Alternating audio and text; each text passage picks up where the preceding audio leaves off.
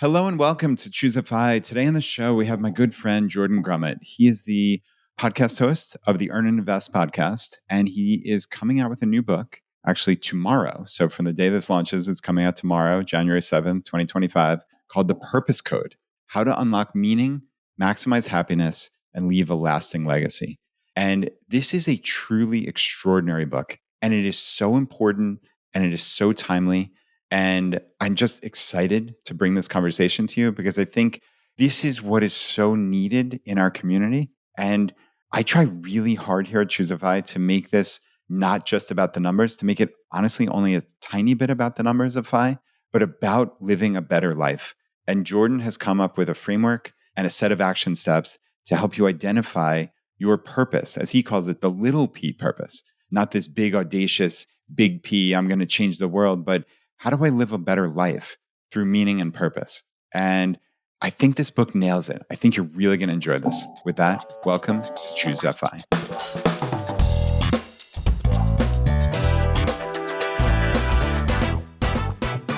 Jordan, it is always good to see you. Thanks for being here. I'm so happy to be back and to be chatting with you, Brad. Yeah, this should be fun. So, okay, this episode is going live on January 6th. 2025, and the book comes out tomorrow. So it must be a sigh of relief at this point. I can't even imagine how long this process has been.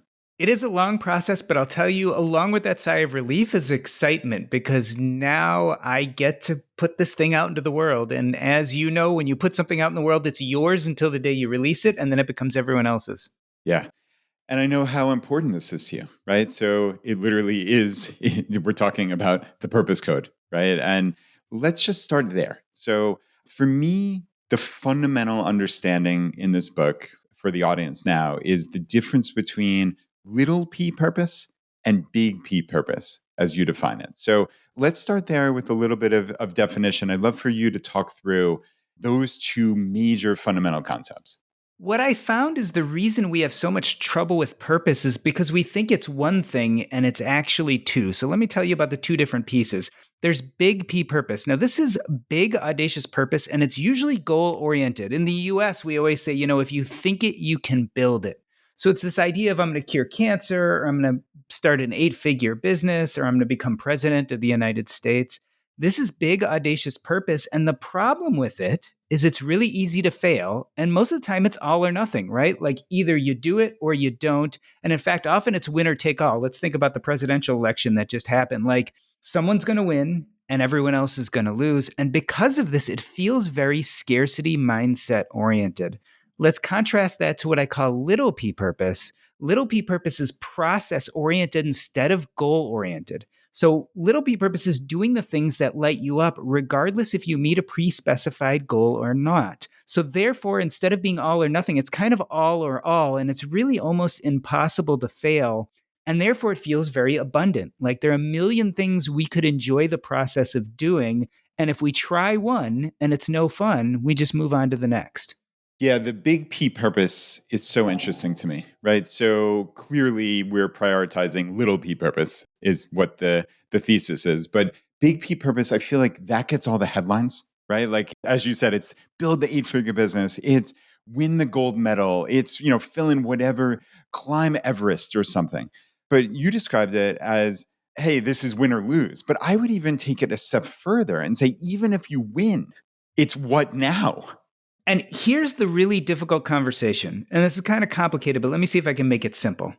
It's actually the difference between meaning and purpose. And so what I tell a lot of people is happiness is both meaning and purpose. And a lot of people are like, well, aren't those the same thing? And actually, they're different. Meaning is about the past, and it's how we cognitively think of our past. So this is the stories we tell ourselves about ourselves. And happy people tend to tell themselves heroic stories like, I had this trauma when I was younger. I went through these hard things, but I made it through. That's why I am where I am today. Essentially, you're saying I was enough. Unhappy people tell them victim stories. So they tell themselves victim stories. They kind of say, I had this trauma. I was thwarted because of this trauma, and I continue to be thwarted now. And so I'll probably be thwarted in the present and the future. And so that's the victim story, and it generally makes them unhappy. They were never enough or never had enough. So meaning is a journey to enough, and it has to do with our past. Purpose is about our present and future, and it's about action. So let's talk about those big, audacious goals. The problem is we're trying to use purpose to solve a meaning problem. When people are trying to make an 8-figure business, or when they're like, once I'm a partner, I'll be happy. And then they become partner and they're like, but now I need to be lead partner. And when they're lead partner, they're like, but now I need to be lead partner at the top firm in the city. When they're doubling down, what they're really saying is, I didn't feel enough, and I tried to use purpose, this big audacious purpose, to get to enough. And guess what? It didn't work. I still don't feel enough, so I'm going to double down. I would argue that's not a purpose problem, it's a meaning problem. The stories we tell ourselves about ourselves, at some point that story was you aren't enough, and so you try to purpose your way to enough, and it just doesn't work. And that's why big audacious purpose is really sexy, right? It's like, I'm going to prove that I'm worthy, that I deserve to be here, and it just doesn't work that way. No, it does not. And it's so interesting how everything in our lives occurs in our little brains, right? And like, and how we frame life. I was just writing, and probably by the time this has gone out, I would have already put this in my newsletter, but there was a quote that was attributed to Voltaire, whether it's true or not, but on the internet it's attributed. The most important decision you will ever make is to be in a good mood, right? And it's like, it's so interesting talking about meaning and stories and just the entire frame you have on life. So you can think about meaning in terms of, you always hear people talk about, oh, my parents dot dot dot, and it's like, oh, my parents did this, so therefore I was resigned to this horrible life. Or with the exact same set of circumstances, oh, my parents dot dot dot, and therefore I chose to do the exact opposite. Right? I mean, like, isn't that the perfect way to describe the meaning problem? It is. And it changes everything about the present and future. Because remember, the meaning is about the past, purpose is about the present and future. And so, how you go into purpose, whether you do it joyously, like, I'm going to do these things that light me up because I already feel enough and I don't have to prove myself, versus I'm going to go into purpose with anxiety because I need to prove I'm enough. And the only way I'm going to do that is by doing this big, audacious thing. It changes everything. So, okay, somebody who has a negative meaning outlook walking into this, are they resigned to just being screwed in essence? I mean, kind of tongue in cheek, but like, how do they reframe that? Like, is that the starting point, or do they skip ahead to purpose and try to then reframe meaning? How do we do this? So you're talking about the typical Steve Jobs or Elon Musk issue, right? Both of those people don't look particularly happy or didn't look particularly happy in their life, but they had accomplished some of the most amazing, crazy things, and they had made some of the most money ever. And the reason is they both probably skipped past meaning and went right to purpose, and they kept on getting on this achievement treadmill where they kept on achieving more and more, but it wasn't necessarily making them happy. So it is true, if you have a meaning problem, if you didn't find a sense of enoughness in your past, the best way to deal with that is to work on meaning, which is therapy. There's something called narrative therapy where you actually go back and look at the major narratives in your life and you reframe them. And you realize, instead of me being a bad person, I was a good person in a bad situation. And objectively, I can look back and see the heroism in surviving this and being intact and moving forward and doing all these good things. But you've got to rewrite that story. And so a lot of people do go to therapy for that, or they do something called narrative therapy, which you can look up online. There's a series of 4 or 5 steps which you can take yourself through, but it's a matter of rewriting that past, having a new sense of meaning such that you feel enough, because that frees you to that abundance of your present and future and purpose. All of a sudden, purpose doesn't have to prove anything. You're just like, I can do these joyous activities, and if I enjoy them, that's enough. Yeah. Yeah, it's fascinating. The intersection between kind of that negative valence on meaning, if you have it, and maybe, especially in your examples of the big P purpose, this crazy, audacious, I'm good enough. Like these people like Elon Musk, who I have very, very, very negative feelings about, just as a human being. And but there's no denying that he's achieved big P purpose, but he doesn't look especially happy, like you described, right? But I wonder, so people with a positive look at their own meaning or their story, are they more apt to be open to pursuing little p purpose? I think they're much more comfortable pursuing little p purpose. So I think there's still a lot of people out there who have a great sense of meaning, but still have been told by society that big P purpose is the thing. Look, if you go on TikTok, or Instagram, what do you see? You see people with six-pack abs wearing the nicest clothes, traveling all over the world and running eight-figure businesses. So society is still trying to sell us this version of purpose. They want us to co-opt that version of purpose. And usually it's so we buy something, right? The influencers are selling us something, marketers are selling us something. But even society and our parents kind of tell us when we're growing up, you should become a doctor or a lawyer. We have this idea of big, audacious purpose when it comes to career. So even people who are well adapted and do have a good sense of meaning still have societal input, which pushes us towards that big, audacious purpose. But once they get past that and start giving themselves permission to just do things that light them up, they have a much easier time doing that because they don't have to prove anything by doing these activities except to enjoy themselves. They don't have to prove they're good enough. They don't have to hit some big goal to make it meaningful. All they have to do is show up and do the thing. And if they like it, they like it. No, that makes sense. So let's talk little p purpose because I think that clearly is the critical aspect of this. And it reminds me of FI. It's process oriented, it's experimental, it's incremental, right? It's these 1%, hey, let's work towards something, but that something is this process. It's not like let's work towards winning the gold medal and it's binary, right? It's hey, I'm going to look at my life as an experiment. This is the way, Jordan, at least how I conceptualize it. I'd love to hear how you think about little p purpose from that 30,000 foot view. And then let's dive into the real granular stuff. Yeah, and I would even like to use FI as an example because I think financial independence could be a little p purpose or it could be a big p purpose. Let me give you an example of how it could be both. Financial independence is a big p purpose when you're like, I'm 10 years away, I hate my job, I'm going to put off everything in my life and grind it out and be miserable for the next 10 years because once I hit financial independence in 10 years, the world will be beautiful, everything will be great. And once I hit that goal, I'm there. I think that's a very big P purpose version of FI. And even if you get there, so some percentage of people just will never get there. But because they're listening to ChooseFI, they're actually more likely to get there. But even when you get there, it doesn't necessarily make you happy because we don't know our why of FI, right?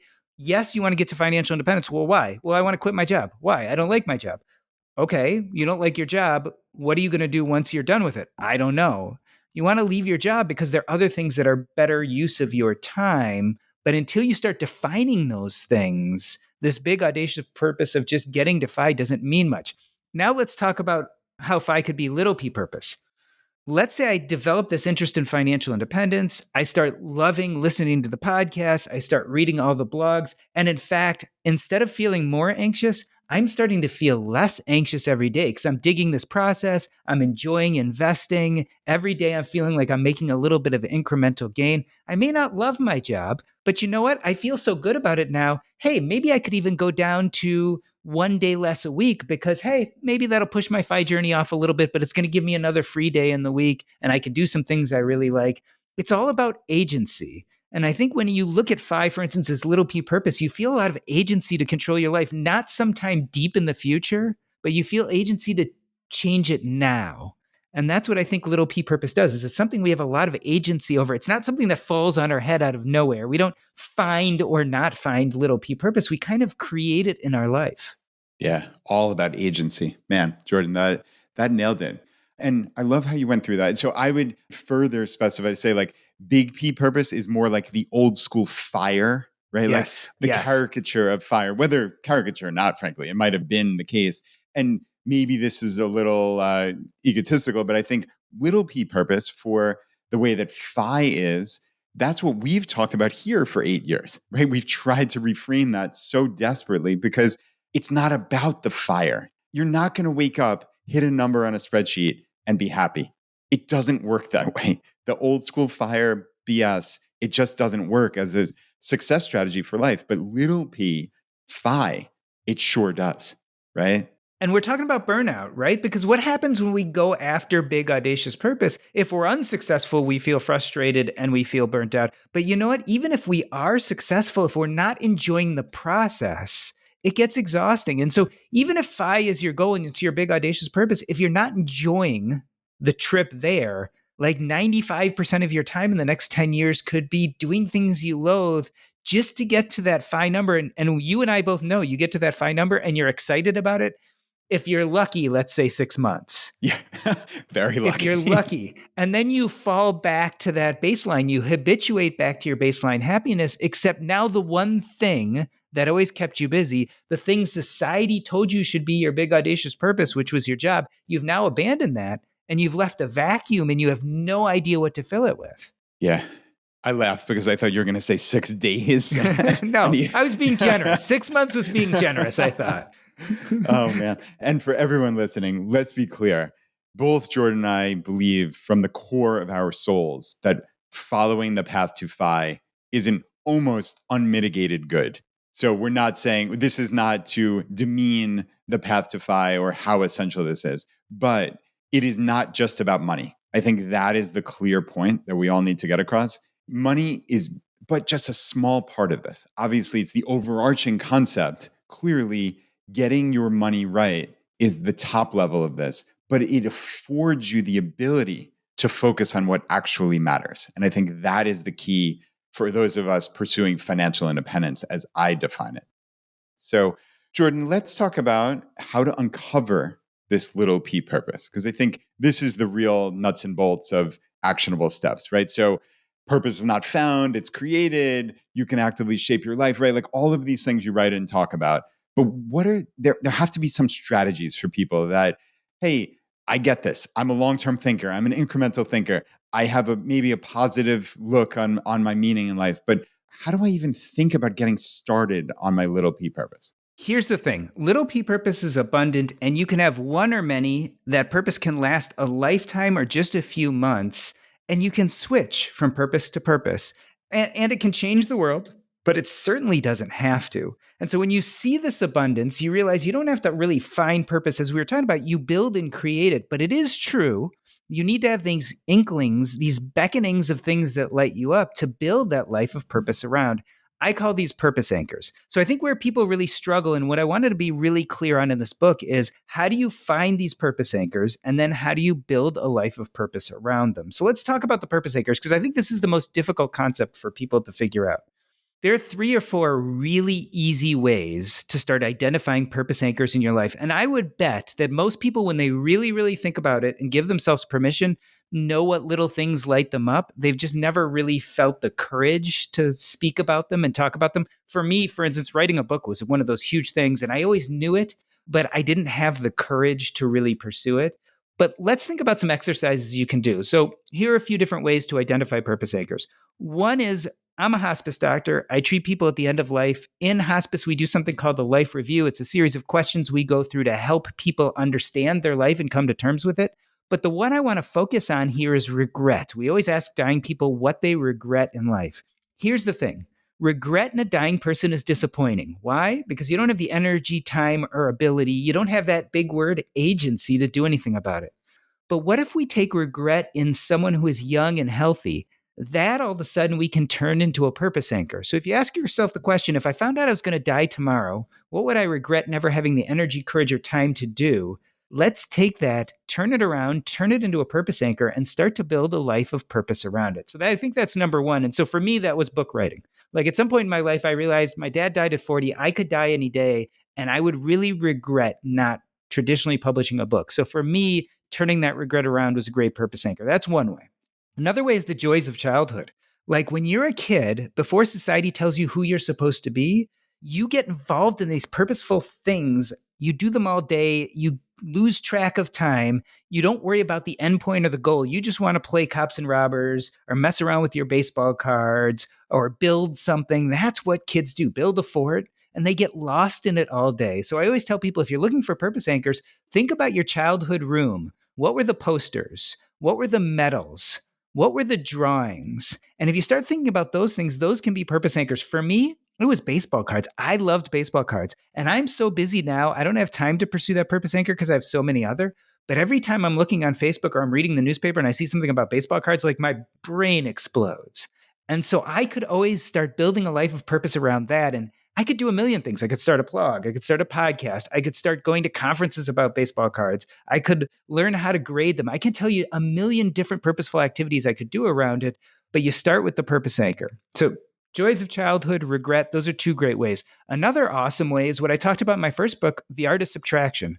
So let's say you're at work and you really don't like work, right? Let's say you work at a restaurant and you spend all day at the counter serving people and it's exhausting to you.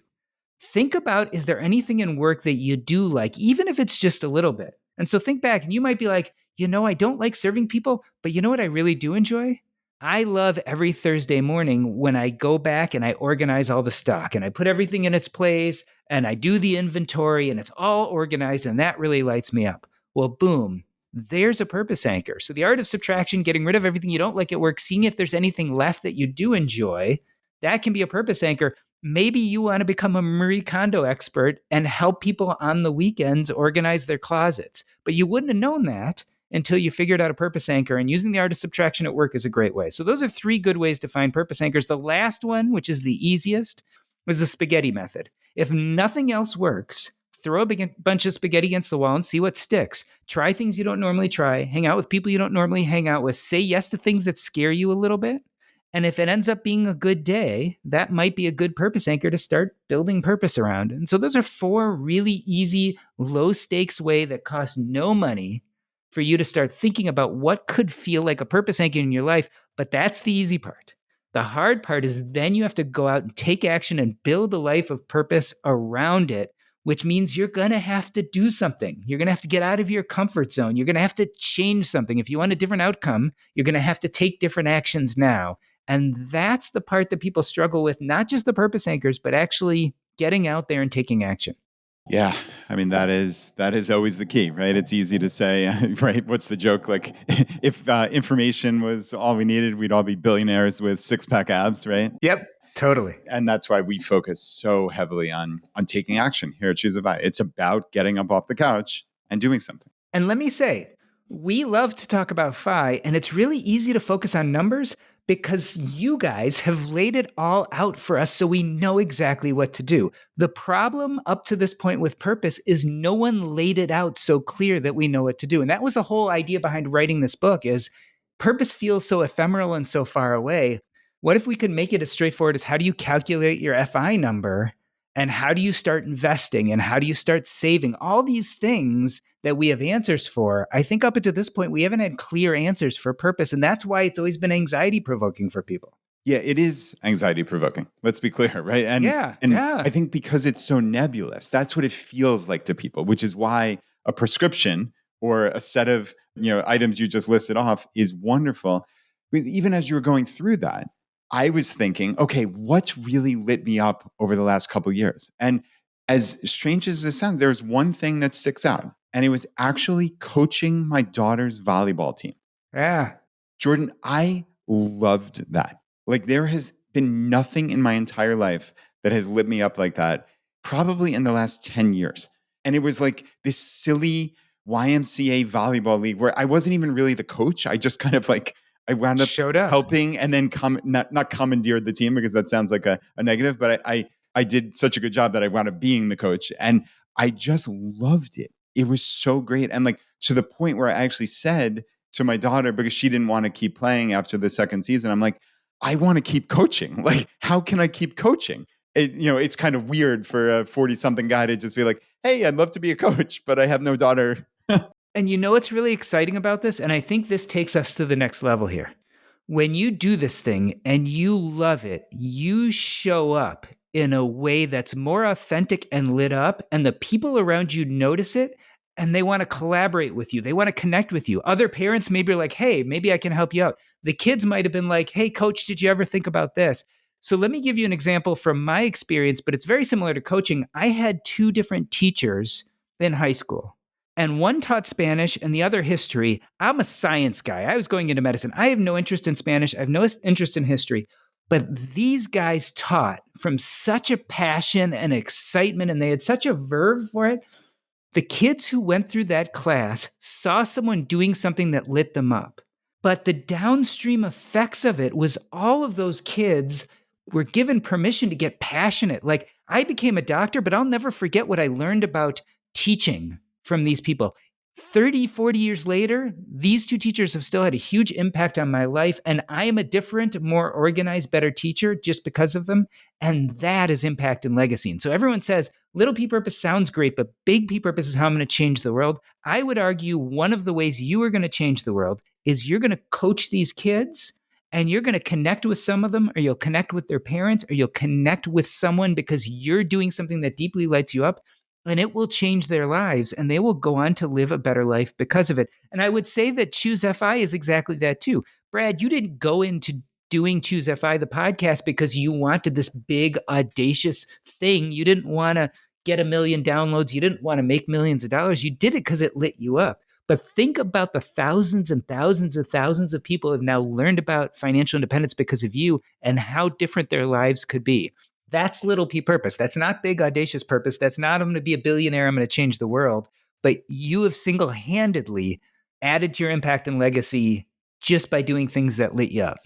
Yeah, that's a cool frame on that. And what's interesting in there, and obviously we're using me as just but an example here, but like in my mind, I would have thought just because of the significant impact of ChooseFI that it would be big P purpose, but it's actually not, which is so wonderful. Here's the thing, and people get this wrong all the time. I am not against goals. I just think you can't define your happiness or the success of what you're doing based on those goals.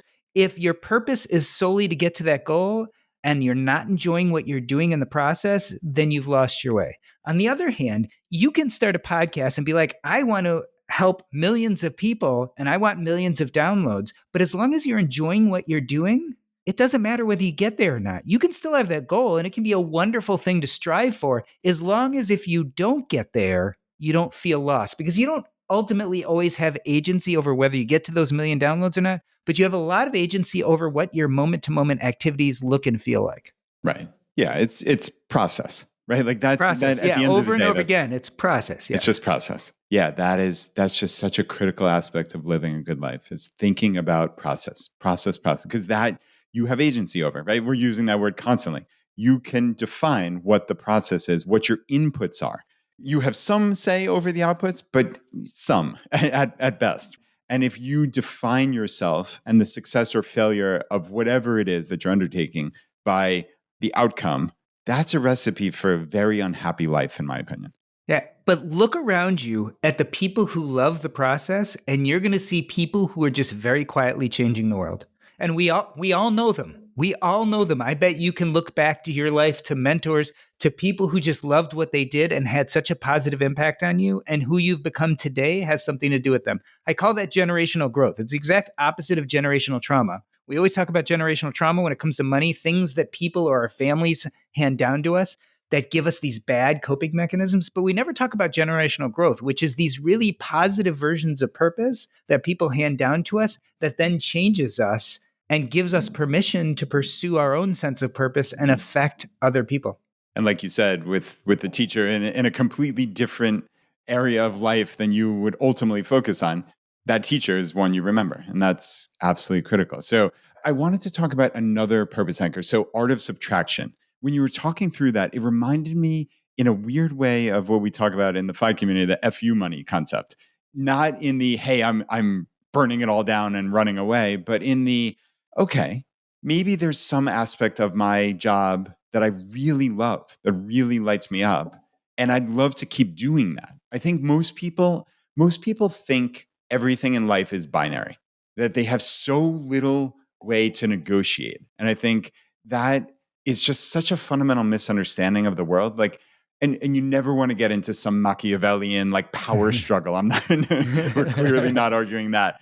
But power dynamics in life are very important. And I think we have highlighted that in the FI community often, right? In terms of our jobs, the VP of your department or your boss is quite unfamiliar with someone coming in from a position of strength.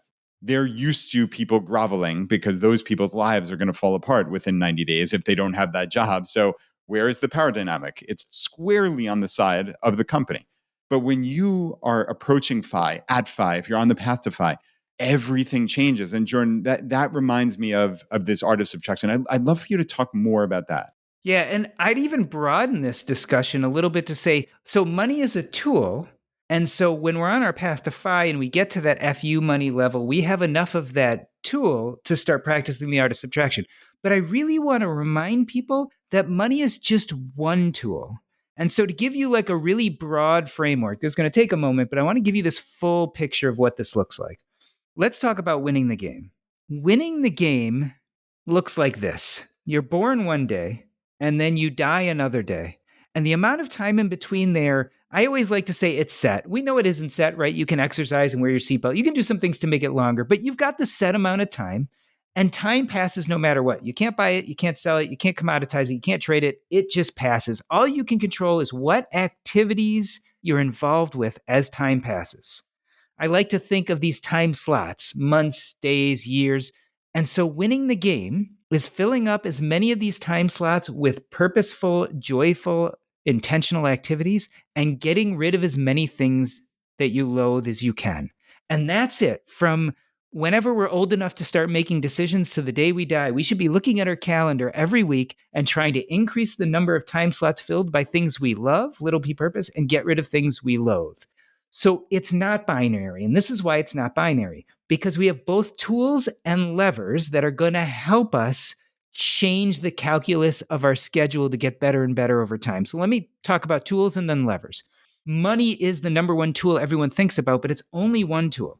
We also have our relationships, we have our skills, we have our passions, we have our energy, we have our youth. So let's think about this. I have money. When I realized that I didn't want to be a doctor anymore, I was already financially independent. So everyone's going to say, you are privileged. You use money to use the art of subtraction to stop doing things you didn't want to do. But if you're 22 years old and working a job you hate and you have to work that job to put money on the table, you've got other tools that I don't have. At 22, you have your youth, you have your energy. You might not be married yet. You might not have kids or a mortgage. And so you might not like that job, but you've got all sorts of possibilities of other things you can do. Let's talk about some of the other tools you could do. Let's say you live in the same neighborhood as your parents. Well, that's a tool. It's your family. Maybe you could stop renting an apartment, go live with your parents for free, and maybe use that as a reason to work 4 days out of a week instead of 5. That tool is your relationships. Or you have your energy and free time. You know, at 22, it's no big deal on a Sunday to spend 4 hours doing a side hustle. And if you can find one that's really purposeful and passionate, then hopefully not only are you adding in some purposeful activity to your day, but you also might create some money that creates margin. So those are your tools. Let's talk about your levers. So even if you don't have a lot of money, you have the art of subtraction, you have the joy of addition, and you have substitution. So that person who's 22 who adds in 4 purposeful hours on the weekend because they have the tool of energy, even if that doesn't make them any money, they'll still, if you look at their calendar, they just added in 4 more purposeful hours. So they've already won. If they happen to make some money and can subtract a little from work, they've actually decreased things they loathe and increased things they love. As a 22-year-old with almost no money, boom, you're already winning. The art of subtraction, that conversation we had about what if I work in a restaurant and I like stocking, but I hate doing everything else? What if you went to your boss and said, hey, we have 10 resturants and I love doing the stocking. Why don't I stock every restaurant each day of the week? I'll go to a different restaurant. And why don't we have Millie go ahead and work at the front because she likes serving people and I don't? Boom. You just use the art of subtraction to majorly improve the calculus of your schedule by filling up that schedule with things you love. What else could you do? Maybe it's your boss you hate. So you go work for a different company doing the same thing. Maybe you stay at the same company, but do a different job at that company. That's substitution. So, what I'm saying is, we have these tools and we have these levers, and we can turn this from a privileged or binary decision, I either have money or I don't have money, to abundance. I have all these tools, I have all these levers. It is my job in life to improve that calendar calculus as I go on. And that is my challenge, especially to the young people listening to this right now who are like, I'm just not there. Or once I get to enough money, or once I get to FU money, I'll be able to do this. I challenge you to look at what you already have and start making those changes. In the meantime, we should all be really smart with our money. We should all pursue financial independence because that money also is a great tool. And if we're smart about it, we can use that tool along with the other ones to not wait till we're 45 or 50 or till we retire to start living the life we want to live.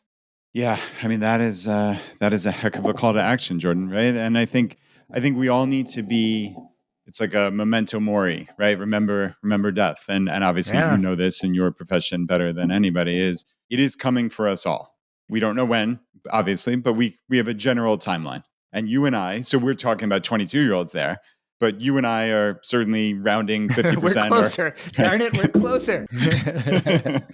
And I mean, thinking about adding those purposeful hours, I mean, that sounds pretty damn good to me. When people find out that I'm a hospice doctor, they always ask me, how do I, have a good death? And I always say, well, you tend to die like you live. So if you want a good death, you're going to have a good life. And if you want a good life, you're going to have to start addressing these big things in your life now and not waiting. And that's why there is that call to action, right? That's why we need to have memento mori. That's why we have to carry this vision with us because we want to take action. Remember, purpose is about present and future, and it's all about action. We want to actually take action. Yeah, and thinking about it in terms of this, it's not all or nothing, right? That is for me the biggest takeaway because I think so many people get caught up always in it has to be perfect. It has to be perfect. It can't be something little, right? But it can. It can just be okay, you have 168 hours in a week, right? You have roughly what 112 waking hours in a week. What if you just made one, two, three of them more purposeful or just better in some way? Yeah, totally. That sounds pretty darn good to me, Jordan. And that seems eminently doable to just work on 1 or 2 hours a week. And I've used intentionally this term little p purpose, and it can be deceiving because when I talk about little p, I'm contrasting it to big P, which is this big audacious purpose. But I want to be clear on the point that little p doesn't mean little impact, it doesn't mean little happiness. It only is little in the sense that it's not society's version of quote unquote killing it. But just because we call it little p doesn't mean that it's not super impactful and has a really huge, effect on your life. Yeah. And it kind of goes back to like the small things are the big things in life, right? Like you're not going to look back on the deal that you closed when you were 37 and that's like the highlight of your life. I mean, if that's the highlight of your life, it's a pretty sad life, frankly, right? Like you're going to look back on the relationships you've built. You're going to look back on the amazing experiences you've had with people and traveling or the impact you had on your community. You're not going to look back, even if you have the massive big P purpose. I almost guarantee you're not going to look back as that being the highlight. It's a fundamental misunderstanding of the human condition, as far as I'm concerned. And I also want to be clear about this. And I say this in the book, which surprises people. It's not even about purpose. Now, I did say that studies show that purpose in life leads to more health, happiness, and longevity. But I think, especially when it comes to happiness, little p purpose is just a conduit. It's actually a conduit to interpersonal relationships and connections, which goes back to you coaching the team. It's the people. I think little p purpose is just a great way to light yourself up so that you attract other people to you, so that you collaborate, so that you form those deeper relationships. And we all know this because a lot of people are like, oh, I need more relationships in my life. I need more friendships. And so they go and they get themselves involved in a bunch of things that don't light them up just to meet people. And it's really hard. I say do it the opposite way. Do things that light you up. And whether you try to or not, it's going to connect you to other people. I call them communities of internal purpose. They're identity communities, right? Like where I live, what state and what city, that's a community of identity. I'm in the District 65 school district because where my kids grew up, that's a community of identity. But a community of internal purpose is a community in which you're deeply excited or involved in some idea. And therefore, you end up part of that community because you have the strong interest or belief system. And so, for instance, for me and you, FI is a community of internal purpose. Podcasting is a community of internal purpose. For you, coaching and that team is a community of internal purpose. It's something you've chosen because of your passions and interests.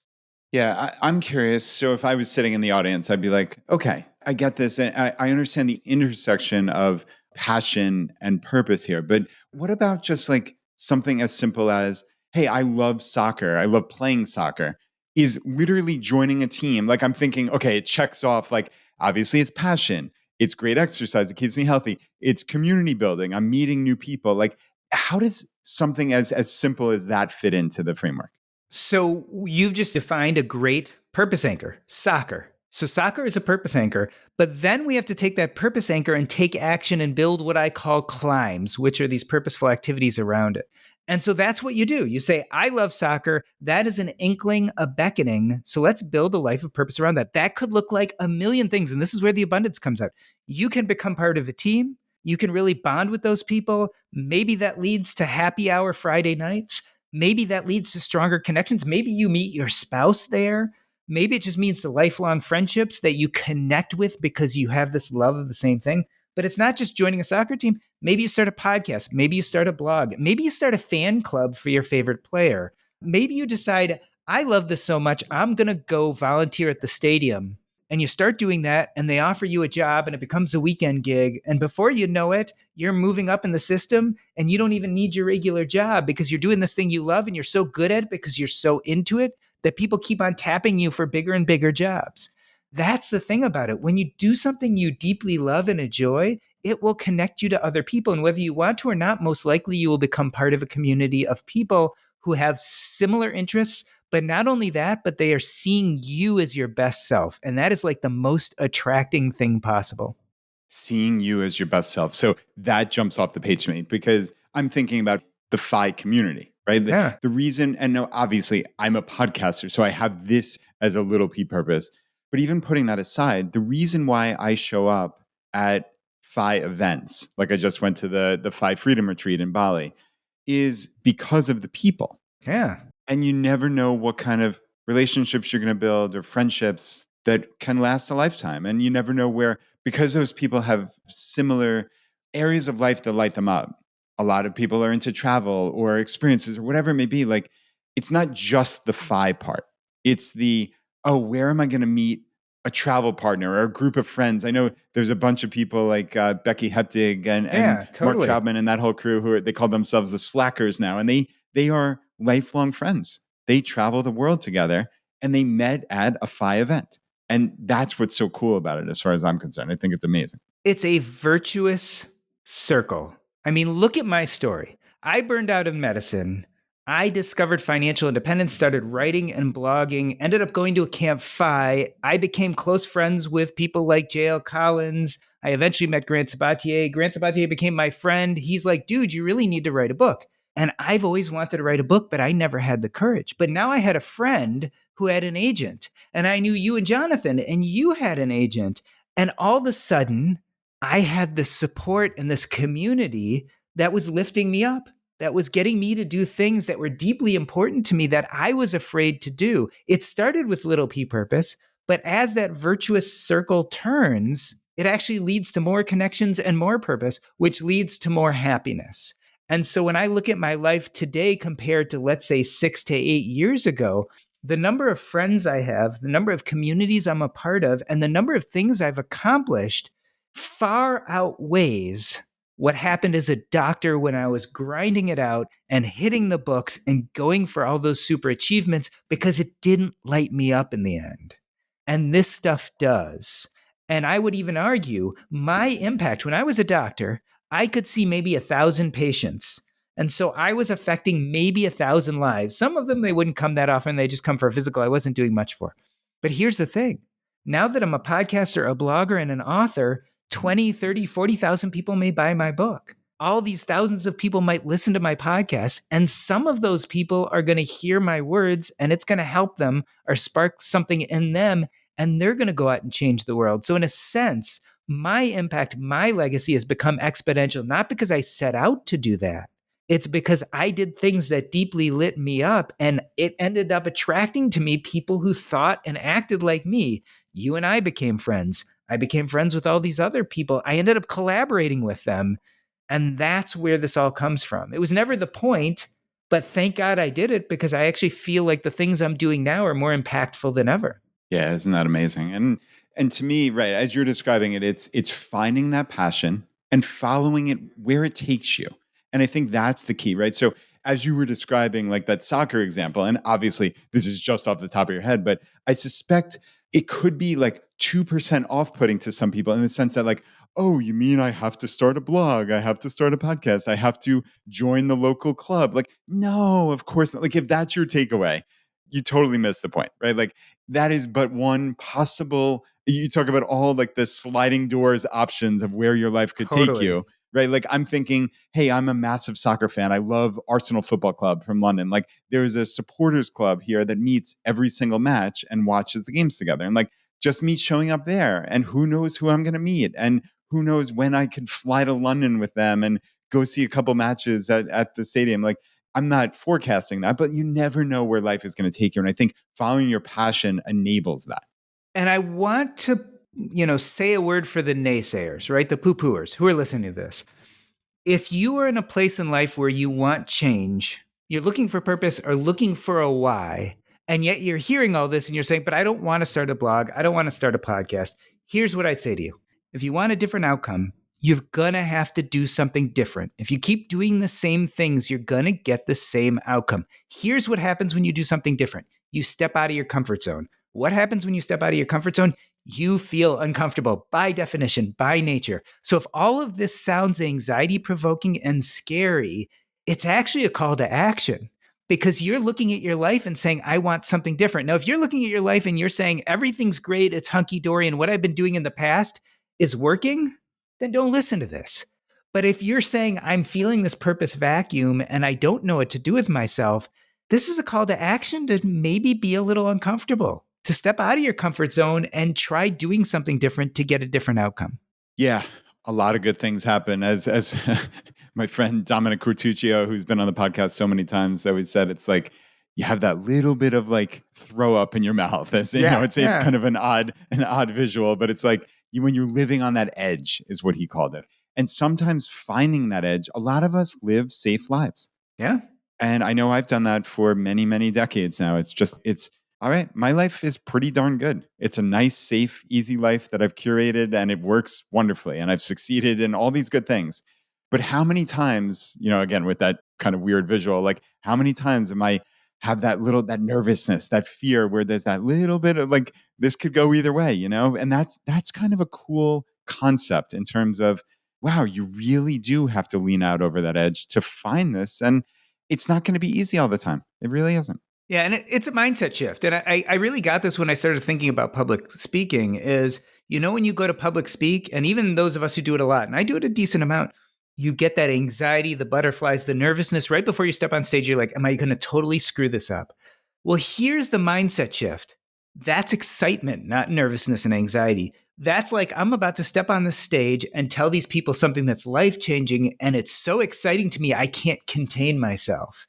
And if I didn't feel this right now, I'd probably do a horrible job because whatever I'm going to go talk about on stage probably isn't that exciting. And when you do that mindset shift, when you realize, okay, that little bit of panic, anxiety, heart racing means that you're in the game, you're in the arena, and you're fighting the valiant fight. But you got to have the courage to fight that fight. You got to. And I think that's where we live the most, not whether you succeed or fail. Failure is fine. What you regret at the end of your life is not whether you failed or succeeded, it's whether you had the courage to try.